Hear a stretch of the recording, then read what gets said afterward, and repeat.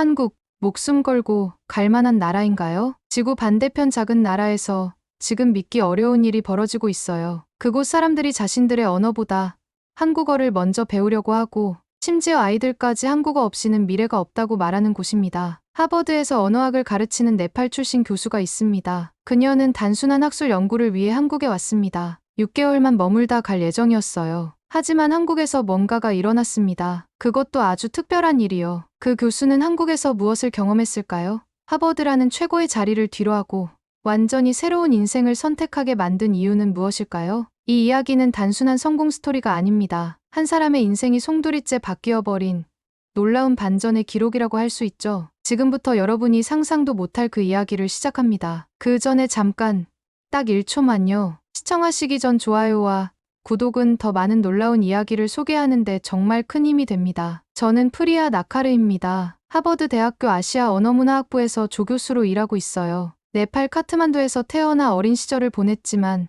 지금은 미국에서 살고 있죠. 제 전공은 사회언어학, 특히 이주민들의 언어 습득과 사회 적응에 관한 연구를 하고 있습니다. 오늘 아침도 여느 때와 다름없이 하버드 연구실에 앉아 있었어요. 커피 한 잔을 마시며 최근 들어 가장 관심을 끌고 있는 연구 주제에 대해 생각하고 있었죠. 바로 한국어의 경제적 파급력에 관한 것이었습니다. 처음에는 단순한 호기심에서 시작된 연구였어요. 아시아 언어 중에서 왜 한국어가 이렇게 빠르게 전 세계로 확산되고 있을까 하는 의문에서 말이죠. 데이터를 분석하다 보니 놀라운 사실을 발견했습니다. 네팔의 작은 마을들에서 한국어를 배우는 사람들이 급격히 늘어나고 있다는 것이었어요. 제가 태어난 고향에서 말입니다. 처음엔 믿기 어려웠죠. 히말라야 산맥 아래 작은 마을에서 한국어를 배운다니요. 더 깊이 조사해보니 상황이 명확해졌습니다. 한국어를 배운 네팔 청년들이 한국에서 일자리를 구하고 그들이 보내는 송금이 마을 경제에 큰 도움이 되고 있었어요. 단순히 언어를 배우는 게 아니라 생존의 수단이 된 것이죠. 이런 현상을 목격하면서 저는 확신하게 되었습니다. 한국어가 이 시대의 새로운 경제 언어가 되고 있다고 말이에요. 연구실 벽에 붙여둔 세계 지도를 바라보며 생각했습니다. 제가 지금까지 연구해온 언어들과 한국어는 뭔가 다르다는 것을 느꼈어요. 영어나 중국어처럼 단순히 인구수나 경제력 때문에 퍼지는 게 아니었죠. 한국어에는 뭔가 특별한 매력이 있었습니다. 문화적 콘텐츠와 결합된 언어의 힘이랄까요. 논문 초안을 작성하기 시작했어요. 서론에 이렇게 적었습니다. 한글은 이제 한국만의 문자가 아니다. 세계 각지에서 꿈과 희망을 찾는 사람들의 언어가 되었다고 말이죠. 이 문장을 쓰면서 가슴이 뛰었습니다. 학자로서의 객관성을 유지하려 했지만 왠지 모르게 감정이 북받쳐 올랐어요. 그 순간 문득 제 언니 생각이 났습니다. 몇 년 전 중동에서 사기를 당해 힘들어했던 언니 말이에요. 그때 언니가 했던 말이 떠올랐죠. 언어를 제대로 몰라서 당했다고, 소통할 수 없어서 도움을 요청하지도 못했다고 했던 그 말이요. 그때부터 저는 언어의 힘에 대해 진지하게 생각하기 시작했습니다. 하버드에서 박사 과정을 밟으며 여러 언어를 연구했지만 한국어만큼 사람들에게 실질적인 변화를 가져다주는 언어는 본 적이 없었어요. 단순한 의사소통 도구를 넘어서 삶의 전환점이 되는 언어였죠. 이런 현상을 제대로 분석하고 싶었습니다. 현장에서 직접 보고 느끼고 싶었어요. 연구실 창문 너머로 보이는 캠브리지의 풍경을 바라보며 결심했습니다. 이론적 연구만으로는 한계가 있다는 것을 깨달았어요. 한국어가 사람들의 삶을 어떻게 바꾸고 있는지 현장에서 직접 확인해야 한다고 생각했죠. 한국으로 가야겠다는 마음이 들었습니다. 결심을 굳힌 후 행동은 빨랐습니다. 서울대학교의 방문학자 프로그램을 신청했어요. 6개월 동안 한국에 머물면서 한국어의 사회적 영향력을 현장에서 연구하겠다는 계획을 세웠죠. 다행히 제 연구 주제에 관심을 보인 서울대 교수님들 덕분에 승인을 받을 수 있었습니다. 하지만 단순한 학술 교류가 아니었어요. 저는 특별한 다짐을 했습니다. 한국에 도착하는 순간부터 모든 일상을 한국어로만 생활하겠다고 말이죠. 영어나 네팔어를 쓰지 않고 오직 한국어만으로 6개월을 버텨보자는 도전이었습니다. 학자로서가 아니라 한 사람의 외국인으로서 한국어를 체험해보고 싶었어요. 인천공항에 도착했을 때의 기분을 지금도 잊을 수 없습니다. 공항에서부터 한국어 안내방송이 귀에 들어왔어요. 명확하고 친절한 발음이었죠. 입국 심사대에서 한국어로 인사를 건네자 직원이 놀란 표정을 지었습니다. 네팔 여권을 든 사람이 유창한 한국어를 구사하니까 신기해했던 거죠. 공항에서 서울역까지 가는 공항철도를 탔어요. 차창 밖으로 보이는 한국의 첫 풍경들이 눈에 들어왔습니다. 깔끔하게 정리된 도시의 모습이 인상적이었어요. 지하철 안에서 사람들을 관찰했죠. 모두가 질서정연하게 앉아있고 큰 소리로 통화하는 사람도 없었습니다. 이런 모습이 단순한 예의가 아니라 사회 시스템의 결과라는 생각이 들었어요. 서울 지하철을 처음 경험했을 때는 정말 충격이었습니다. 노선도를 보는 순간 이해했어요. 이건 단순한 교통수단이 아니라 도시 전체를 연결하는 혈관 같은 존재였죠. 환승 안내, 플랫폼 안전문, 정확한 시간표까지 모든 것이 완벽하게 작동하고 있었습니다. 하버드에서 도시계획학 논문들을 많이 읽어봤지만 실제로 이렇게 완성도 높은 시스템을 경험하는 건 처음이었어요. 지하철에서 한국어 안내방송을 들으며 생각했습니다. 이 언어가 단순히 의사소통의 도구가 아니라는 것을 느꼈어요. 사회 구성원들을 하나로 묶어주는 접착제 같은 역할을 하고 있었죠. 네팔에서는 여러 언어가 섞여 사용되는 경우가 많은데 한국에서는 하나의 언어로 모든 것이 통합되어 있었습니다. 숙소에 도착해서 첫날 밤을 보냈어요. 서울대 근처 원룸을 구했는데 방은 작았지만 모든 것이 효율적으로 배치되어 있었습니다. 침대에 누워 천장을 바라보며 생각했죠. 앞으로 6개월 동안 이곳에서 한국어로만 살아가야 한다는 것이 부담스럽기도 했지만 동시에 설레기도 했어요. 다음 날 아침 일찍 일어나 근처 편의점에 갔습니다. 아침 식사용 김밥과 우유를 사려고 했어요. 계산대에서 점원과 간단한 대화를 나눴죠. 외국인인 것을 알아차린 점원이 천천히 말해주는 모습이 고마웠습니다. 이런 작은 배려들이 모여서 한국 사회를 만들어가고 있다는 생각이 들었어요. 서울대 캠퍼스를 처음 걸어볼 때의 감동도 잊을 수 없습니다. 관악산을 배경으로 펼쳐진 거대한 캠퍼스였어요. 하버드와는 또 다른 매력이 있었죠. 학생들이 열심히 공부하는 모습을 보며 교육열에 대한 새로운 이해를 갖게 되었습니다. 이런 환경에서 자란 사람들이 만들어낸 것이 지금의 한국이구나 하는 생각이 들었어요. 연구실을 배정받고 첫 미팅을 했습니다. 한국 교수님들과 대화하면서 느낀 것은 학문에 대한 진지한 태도였어요. 제 연구 주제에 대해서도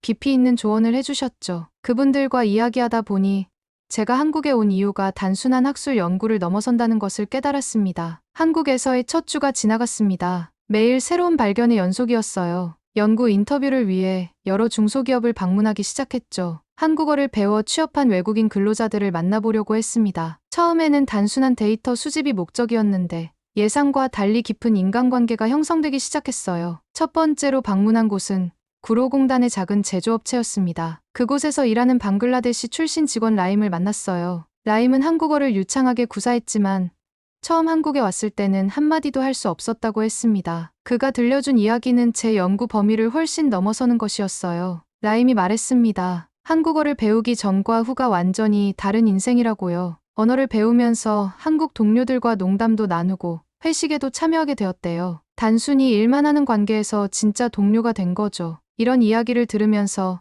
저는 언어가 단순한 소통 도구가 아니라는 것을 실감했습니다. 며칠 후 몸살 감기에 걸려 병원에 가게 되었어요. 한국의 의료 시스템을 직접 경험해 볼 기회였죠. 근처 내과에 갔는데 접수부터 진료까지 모든 과정이 놀라울 정도로 효율적이었습니다. 의사 선생님께서 외국인인 저를 배려해서 천천히 설명해 주시는 모습이 인상적이었어요. 그런데 정말 감동적이었던 건 간호사분의 말씀이었습니다. 진료가 끝나고 약을 받으러 갔을 때였어요. 간호사분이 제게 이렇게 말씀하셨죠. 여기선 교수님도 우리 가족이에요. 몸조리 잘하시고 아프시면 언제든 오세요. 그 순간 가슴이 뭉클해졌습니다. 네팔에서도 느껴보지 못한 따뜻함이었어요. 병원에서 나오는 길에 눈물이 났습니다. 감기 때문이 아니라 감동 때문이었어요. 이 나라에는 영혼이 있다는 생각이 들었죠. 기술이나 시스템만 발달한 게 아니라 사람에 대한 배려가 깊숙이 배어 있었습니다. 한국어를 배우는 것이 단순히 언어 습득이 아니라 이런 문화 속으로 들어가는 과정이라는 걸 깨달았어요. 다음 날 다시 그 간호사분을 만났습니다. 약국에서 감기약을 받으러 갔는데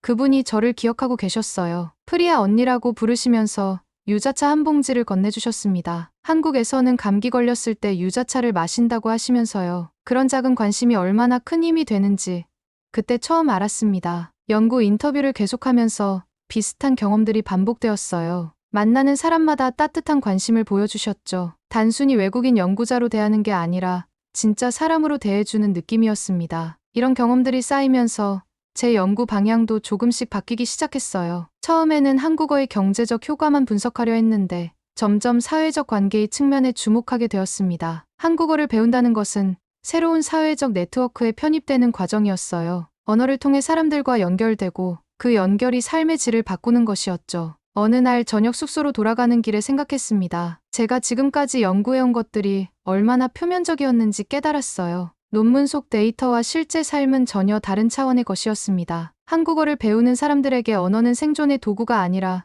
새로운 삶의 방식이었어요. 그날 밤 연구 노트에 이렇게 적었습니다. 한국어를 배우면 삶의 구조가 달라진다. 단순히 새로운 단어를 익히는 게 아니라 새로운 사고방식을 받아들이는 것이다. 이 문장을 쓰면서 제 자신도 이미 변화하고 있다는 것을 느꼈어요. 서울대에서 한 달 정도 지났을 때 특별한 만남이 있었습니다. 한국어교육학과 박사과정생인 정윤호를 만나게 된 거예요. 공동 세미나를 준비하면서 처음 만났는데 첫인상이 참 인상적이었습니다. 조용하지만 깊이 있는 사람이라는 느낌을 받았어요. 윤호는 제 연구 주제에 큰 관심을 보였습니다. 외국인들이 한국어를 배우는 과정에서 겪는 문화적 충격에 대해 오랫동안 연구해왔다고 하더라고요. 저와 비슷한 관심사를 가지고 있었지만 접근 방식은 달랐습니다. 저는 사회언어학적 관점에서, 윤호는 교육학적 관점에서 바라보고 있었어요. 첫 번째 미팅에서 윤호가 던진 질문이 인상적이었습니다. 교수님께서는 한국어를 연구하시지만 한국어로 꿈을 꿔보신 적이 있나요? 순간 말문이 막혔어요. 학자로서 한국어를 분석해왔지만 감정적으로 한국어와 연결된 적은 없었다는 것을 깨달았죠. 그 질문 이후로 윤호와의 대화가 깊어지기 시작했습니다. 세미나 준비를 하면서 자연스럽게 많은 시간을 함께 보내게 되었어요. 윤호는 제가 한국 사회를 이해하는 데 큰 도움을 줬습니다. 겉으로 보이는 것과 실제 한국인들의 마음은 다르다는 것을 알려줬죠. 어느 날 세미나 준비가 늦어져서 저녁을 함께 먹게 되었습니다. 학교 근처 작은 식당에 갔는데 윤호가 메뉴를 설명해주면서 자연스럽게 웃었어요. 그 웃음이 참 따뜻했습니다. 학문적 동료에서 점점 편한 사람으로 느껴지기 시작했어요. 식사 후 윤호가 특별한 제안을 했습니다. 서울을 제대로 경험해보지 못하셨을 것 같다며 자신만의 서울 추천 장소 리스트를 만들어주겠다고 하더라고요. 관광지가 아닌 진짜 서울 사람들이 가는 곳들을 알려주겠다는 거였죠. 그런 배려가 고마웠습니다. 며칠 후 윤호가 보내준 리스트를 받았어요. 단순한 장소 목록이 아니었습니다. 각 장소마다 왜 그곳을 추천하는지, 어떤 마음으로 가야 하는지까지 자세히 적혀 있었어요.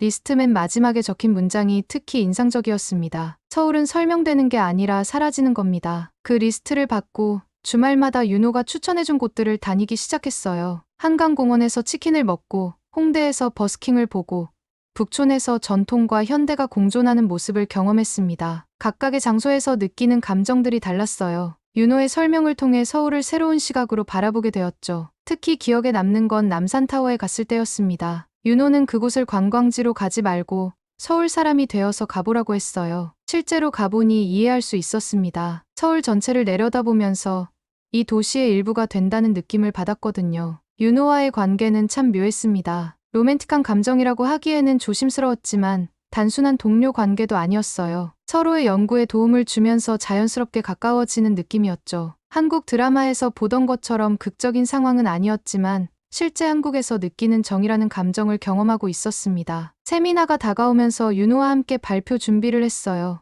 연구실에서 늦은 시간까지 자료를 정리하고 토론했죠. 그런 시간들이 쌓이면서 윤호에 대한 신뢰가 깊어졌습니다. 학문적으로도 인간적으로도 배울 점이 많은 사람이었어요. 윤호는 제게 한국의 정이라는 개념을 알려줬습니다. 단순한 친밀감이 아니라 서로를 깊이 이해하고 배려하는 마음이라고 설명해줬어요. 그 말을 들으면서 제가 한국에서 경험하고 있는 감정들을 이해할 수 있었습니다. 한국어를 배우는 것이 이런 정의 문화를 받아들이는 과정이기도 하다는 것을 깨달았어요. 한국에 온 지 3개월이 지났을 때 고향에서 연락이 왔습니다. 언니가 중동에서의 힘든 시간을 뒤로하고 재기를 준비하고 있다는 소식이었어요. 네팔 마을에서 작은 카페를 열 계획이라고 했습니다. 오랜만에 듣는 좋은 소식이었지만 동시에 복잡한 감정이 들었어요. 언니와 영상통화를 하면서 느낀 것은 서로 많이 변했다는 것이었습니다. 언니는 예전보다 강해 보였고 저는 한국에서의 경험으로 많은 것을 배웠다고 느꼈어요. 통화 중에 언니가 한국 이야기를 많이 물어봤습니다. 한국에서 사는 게 어떤지, 한국 사람들은 어떤지 궁금해했어요. 그날 밤 갑자기 아이디어가 떠올랐습니다. 언니와 고향 사람들에게 한국에서의 경험을 한국어로 영상 편지를 만들어 보내면 어떨까 하는 생각이었어요. 제가 배운 한국어로 제 이야기를 들려주고 싶었습니다. 단순한 안부 인사가 아니라 진짜 소통을 해보고 싶었어요. 주말에 시간을 내서 영상을 찍기 시작했습니다. 서울의 여러 장소에서 한국어로 이야기하는 모습을 담았어요. 한강에서, 명동에서, 서울대 캠퍼스에서 촬영했습니다. 처음에는 어색했지만 점점 자연스러워졌어요. 한국어로 제 감정을 표현하는 것이 이렇게 편할 줄 몰랐습니다. 영상에서 이렇게 말했어요. 나는 미국에서 교수가 되었지만 진짜 언어는 여기 서울에서 배웠다. 한국어는 단순히 새로운 언어가 아니라 새로운 마음을 배우는 과정이었다고 했습니다. 이 문장을 말하면서 제 자신도 놀랐어요. 정말 진심에서 나온 말이었거든요. 영상을 SNS에 올렸는데 예상치 못한 일이 일어났습니다. 전 세계에 흩어져 있는 네팔 사람들이 영상을 보고 댓글을 달기 시작했어요. 특히 해외에서 일하고 있는 네팔 청년들의 반응이 뜨거웠습니다. 자신들도 한국어를 배우고 싶다는 댓글들이 쏟아졌어요. 며칠 만에 영상이 바이럴이 되었습니다. 네팔 온라인 커뮤니티에서 화제가 되었고 한국에 관심 있는 사람들 사이에서 공유되기 시작했어요. 하버드 교수가 한국어로 만든 영상이라는 점이 특히 주목받았습니다. 예상하지 못한 반응이었지만 기분이 좋았어요. 댓글들을 읽어보니 정말 다양한 사람들이 있었습니다. 한국어를 배우고 싶어하는 네팔 청년들, 이미 한국에서 일하고 있는 사람들, 한국 문화에 관심 있는 사람들까지요. 그 중에서 가장 인상적이었던 댓글은 한국어가 희망입니다라는 문장이었어요. 우리 아이도 배우게 하고 싶어요라는 댓글도 많았습니다. 윤호에게 이 상황을 이야기했더니 정말 기뻐했습니다. 언어가 사람들을 연결하는 힘을 직접 보여준 사례라고 했어요. 윤호는 제 영상을 보고 이렇게 말했습니다. 교수님의 한국어에는 마음이 담겨 있다고요. 기술적으로 완벽하지 않아도 진정성이 느껴진다고 했어요. 이 경험을 통해 제 연구에 대한 새로운 관점을 얻었습니다. 한국어가 단순히 경제적 기회를 제공하는 언어가 아니라 꿈과 희망을 전달하는 매체라는 것을 깨달았어요. 네팔뿐만 아니라 전 세계 곳곳에서 한국어를 통해 새로운 가능성을 찾고 있는 사람들이 있다는 것을 확인했습니다. 영상의 반영이 계속되면서 여러 매체에서 인터뷰 요청이 들어왔어요. 한국 방송국에서도 연락이 왔습니다. 처음에는 부담스러웠지만 이런 기회를 통해 더 많은 사람들에게 한국어의 가능성을 알릴 수 있다고 생각했어요. 그날 밤 고향에 있는 언니와 다시 통화했습니다. 언니가 제 영상을 보고 정말 자랑스럽다고 했어요. 동생이 이렇게 성장한 모습을 보니 감동스럽다고 하더라고요. 그런 언니의 말을 들으니 한국에서의 시간이 얼마나 소중한지 다시 한번 느꼈습니다. 한국에 온 지 4개월이 되어갈 무렵 서울대에서 특별한 제안을 받았습니다. 한국어 스피치 대회의 심사위원으로 참여해달라는 요청이었어요. 외국인 학습자들의 한국어 실력을 평가하는 자리였죠. 처음에는 심사위원으로만 참여하려 했는데 주최 측에서 제게도 발표 기회를 주고 싶다고 했습니다. 발표 주제를 고민하다가 결정했어요. 언어는 혈통보다 깊은 유전자입니다라는 제목으로 이야기해보자고 생각했습니다. 제가 한국에서 경험한 것들을 바탕으로 언어와 정체성에 대한 생각을 나누고 싶었어요. 개인적인 이야기지만 많은 사람들에게 도움이 될 수 있을 것 같았습니다. 발표 준비를 하면서 윤호의 도움을 많이 받았어요. 한국어로 깊이 있는 내용을 전달하는 것이 생각보다 어려웠거든요. 윤호는 제 발표문을 여러 번 검토해주면서 더 자연스러운 표현을 제안해줬습니다. 그 과정에서 우리 사이의 거리가 더 가까워진 것을 느꼈어요. 발표 연습을 하면서 윤호와 나눈 대화가 기억에 남습니다. 제가 네팔 출신이라는 것 때문에 여전히 외국인이라는 느낌을 받는다고 고민을 털어놓았거든요. 그때 윤호가 한 말이 정말 감동적이었어요. 당신은 외국인이 아니라 나보다 한국어를 더 사랑하는 한국 사람 같다고 했습니다. 그 말을 듣고 정말 많은 생각이 들었어요. 국적이나 출생지보다 더 중요한 것이 있다는 것을 깨달았습니다. 한국어를 통해 느끼는 감정, 한국 사회에서 만나는 사람들과의 관계, 이런 것들이 진짜 소속감을 만들어주는 것 같았어요. 발표 당일이 되었습니다. 대강당에 많은 사람들이 모였어요. 외국인 학습자들, 한국어 교육 관계자들, 대학생들까지 다양한 사람들이 있었습니다. 무대에 올라가면서 긴장되었지만 동시에 설레기도 했어요. 제 이야기를 진심으로 전하고 싶었습니다. 발표를 시작했어요. 저는 네팔에서 태어나 미국에서 공부했지만 진짜 제 자신을 찾은 곳은 한국입니다라고 시작했습니다. 청중들이 집중해서 듣는 모습이 보였어요. 제 개인적인 경험들을 하나씩 들려주면서 언어가 단순한 소통 도구가 아니라는 점을 강조했습니다. 발표 중간에 감정이 북받쳐 올랐어요. 언니 이야기를 하면서 눈물이 났습니다. 한국어는 내 고향의 트라우마를 치유해줬다고 말하면서 목이 메었어요. 청중들도 조용해졌습니다. 그 순간 정말 진심이 전달되고 있다는 것을 느꼈어요. 발표를 마치고 박수를 받을 때의 기분을 잊을 수 없습니다. 단순한 격려의 박수가 아니라 진심 어린 공감의 박수였어요. 발표 후 많은 사람들이 다가와서 이야기를 나눴습니다. 비슷한 경험을 한 외국인들, 한국어 교육에 관심 있는 사람들이 제 이야기에 공감해줬어요. 특히 기억에 남는 건 한 베트남 학생의 말이었습니다. 교수님 말씀을 듣고 제가 한국어를 배우는 이유를 정확히 알게 되었다고 하더라고요. 단순히 취업을 위해서가 아니라 새로운 정체성을 찾기 위해서라는 것을 깨달았다고 했습니다. 발표가 끝난 후 윤호와 함께 저녁을 먹었어요. 윤호가 제 발표를 보고 정말 감동적이었다고 했습니다. 한국어로 이렇게 깊이 있는 감정을 표현할 수 있다는 것이 놀랍다고 하더라고요. 그런 인정을 받으니 정말 뿌듯했습니다. 그날 밤 숙소로 돌아가면서 생각했어요. 제가 한국에서 찾은 것은 단순히 새로운 언어가 아니라 새로운 정체성이었습니다. 네팔 출신, 미국 교수라는 기존의 정체성에 한국어를 사랑하는 사람이라는 새로운 정체성이 더해진 거예요. 이 모든 것이 조화롭게 어우러져서 지금의 저를 만들어가고 있다는 생각이 들었습니다. 스피치 대회 이후 예상치 못한 기회들이 찾아왔습니다. 여러 기관에서 강연 요청이 들어왔고 그 중에서도 특별히 의미 있는 제안을 받았어요. 서울시 다문화센터에서 다문화 청소년들을 대상으로 특별 강의를 해달라는 요청이었습니다. 하버드 귀국을 앞둔 시점에서 한국에서 할 수 있는 마지막 의미 있는 일이라고 생각했어요. 다문화 센터에 도착해서 만난 아이들이 정말 인상적이었습니다. 몽골, 필리핀, 방글라데시, 베트남 등 다양한 나라 출신의 청소년들이 있었어요. 저와 비슷하게 여러 문화 사이에서 자신의 정체성을 찾아가는 아이들이었죠. 그 아이들을 보니 제 어린 시절이 떠올랐습니다. 강의를 시작하면서 제 이야기부터 들려줬어요. 네팔에서 태어나 미국에서 공부하고 한국에서 새로운 꿈을 찾게 된 과정을 솔직하게 이야기했습니다. 아이들이 집중해서 듣는 모습이 보였어요. 자신들과 비슷한 경험을 한 어른을 만나는 것이 신기한 것 같았습니다. 아이들에게 이렇게 말했어요. 한국어는 사람과 사람 사이를 가장 빨리 연결하는 와이파이 같은 언어라고요. 이 말을 하니까 아이들이 웃었습니다. 요즘 세대에게 와이파이는 정말 친숙한 개념이니까요. 어려운 이론보다 이런 쉬운 비유가 더 효과적이라는 것을 느꼈어요. 강의 중간에 질문 시간을 가졌는데 한 몽골 출신 학생의 질문이 인상적이었습니다. 교수님은 어떻게 자신감을 가질 수 있었나요? 라고 물었어요. 그 질문을 받고 순간 할 말을 잃었습니다. 저도 여전히 자신감을 찾아가는 과정에 있다는 것을 깨달았거든요. 솔직하게 대답했어요. 저도 아직 완전한 자신감을 갖지는 못했다고. 하지만 한국어를 배우면서 많은 사람들의 도움을 받았고 그 과정에서 조금씩 성장했다고 말했습니다. 완벽해지려고 기다리지 말고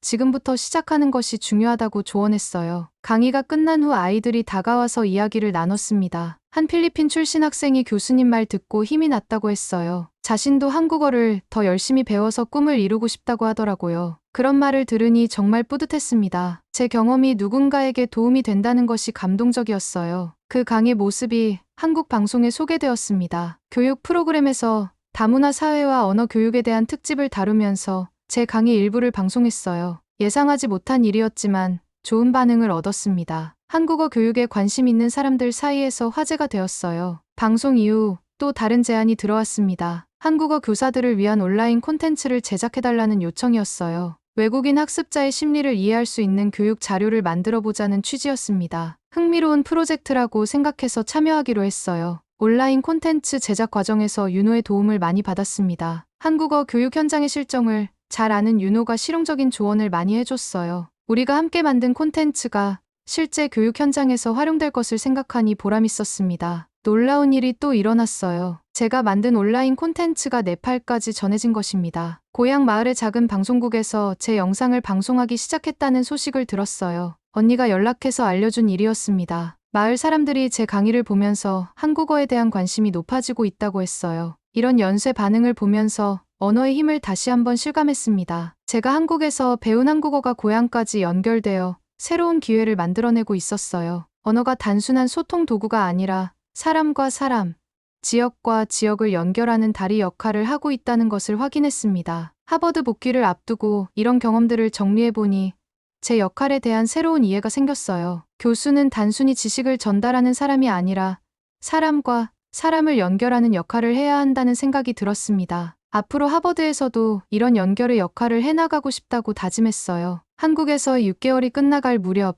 하버드로 돌아갈 준비를 시작했습니다. 떠나기 전에 해야 할 일들이 많았어요. 그동안 도움을 받은 분들께 인사를 드리고 연구 자료를 정리하고 무엇보다 윤호와의 마지막 시간을 보내야 했습니다. 윤호와 함께 서울의 여러 곳을 다시 방문했어요. 처음 한국에 왔을 때 그가 추천해준 장소들을 다시 가보면서 그때와 지금이 얼마나 달라졌는지 확인해보고 싶었습니다. 같은 장소였지만 완전히 다른 감정으로 바라보게 되었어요. 이제는 관광객이 아니라 이곳에서 살았던 사람의 시선으로 보고 있었습니다. 한강에서 마지막 저녁을 함께 보냈어요. 윤호가 이번 방학에는 네팔로 함께 가자고 제안했습니다. 제 고향을 직접 보고 싶다고 하더라고요. 그리고 거기서 한국어 교육 프로그램을 함께 운영해보면 어떨까 하는 아이디어도 제시했어요. 정말 놀라운 제안이었습니다. 하버드로 돌아가는 비행기에서 지난 6개월을 돌아봤어요. 연구를 위해 왔지만 결국 제 자신을 발견하게 된 시간이었습니다. 한국어라는 언어를 통해 새로운 정체성을 찾았고 새로운 관계들을 만들었어요. 그리고 무엇보다 제 역할에 대한 새로운 이해를 갖게 되었습니다. 하버드에 도착해서 첫 번째로 한 일은 새로운 강의를 개설하는 것이었어요. 한국어와 사회변화라는 제목의 정규 과목을 만들었습니다. 아시아 언어문화학부에서 환영했고 학생들의 관심도 높았어요. 첫 수업에서 제 한국 경험을 바탕으로 언어의 사회적 영향력에 대해 이야기했습니다. 수업을 진행하면서